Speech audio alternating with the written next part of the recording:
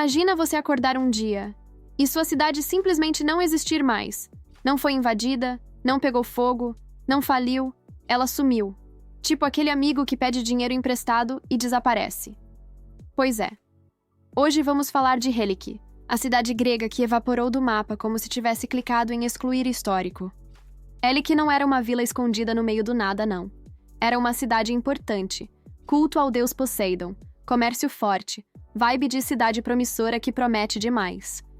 E do nada, puf, virou lenda, virou mito, virou pauta de historiador com dor nas costas. Mas a história fica melhor, porque durante mais de 2000 anos ninguém achava nem um pedaço de Helike. Parecia literalmente uma versão grega de Atlântida.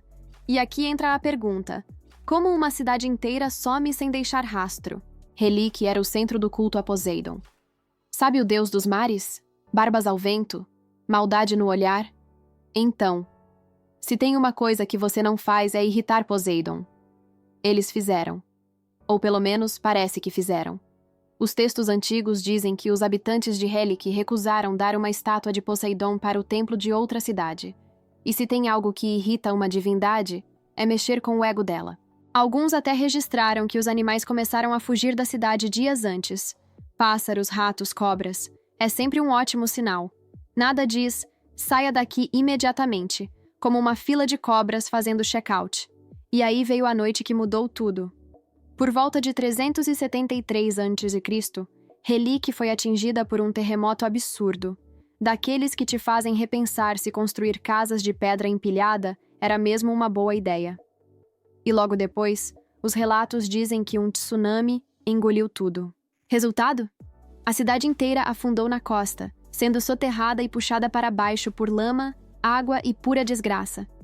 Imagine acordar no dia seguinte e descobrir que o vizinho sumiu, com a casa inteira, e não dá nem para reclamar no Procon.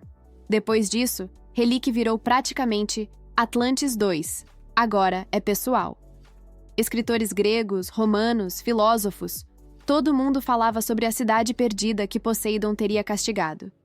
Por séculos, viajantes relatavam que quando nadavam no Golfo da Acaia, ainda dava para ver ruínas no fundo da água. Tipo um mergulho histórico com bônus de trauma. Chega o século XX. Arqueólogos. Vamos achar Helike, vai ser fácil. A natureza. Ha ha ha ha ha, não. Por décadas, expedições foram feitas e... nada. Só mais barro, mais água, mais frustração.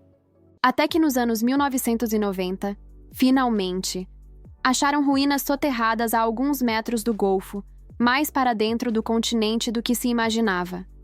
Sedimentos do terremoto e do tsunami empurraram a cidade para uma planície costeira que, na época, ficou completamente alagada.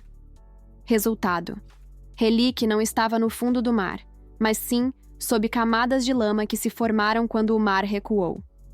Poseidon. Toma, para aprender a não negar meus presentinhos. Os arqueólogos encontraram ruas, potes, moedas e até estruturas inteiras preservadas por sedimentos. Muitos chamaram Helike de a verdadeira inspiração para a Atlântida. E olha, faz sentido. Cidade avançada? Check. Desaparecimento repentino? Check. Mistério por séculos? Check. Historiadores arrancando os cabelos? Triple check. Mas diferente de Atlântida, Helike é real. E a história é tão estranha que você quase entende por que acharam que foi obra de Deus bravo. No fim das contas, Helike é um lembrete de que a natureza não está nem aí para a reputação da sua cidade. E que se os animais começarem a evacuar em fila, talvez seja uma boa ideia acompanhá-los. Se você curte histórias assim, cidades que somem, civilizações que desaparecem, mitos que acabam sendo verdade, então já deixa o like e se inscreve, porque aqui no Passado Surpreendente sempre tem uma história maluca nova. E agora eu quero saber, qual outra cidade ou mito você acha que tem um mistério escondido? Comenta aí.